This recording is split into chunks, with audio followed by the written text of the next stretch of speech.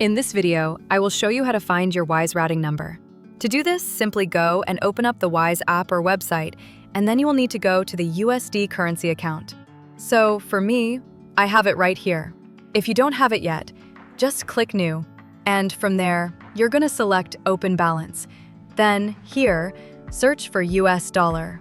Once you have the USD, you're going to click on it.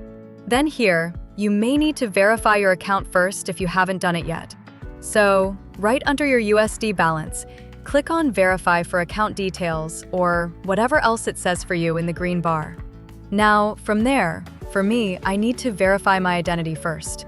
But for you, right here, it will then show a bunch of details for your US account, including your routing number. So that is where you can find your Wise routing number. If this video was helpful, please consider leaving a like and subscribing to my channel. With that being said, I will see you in the next video.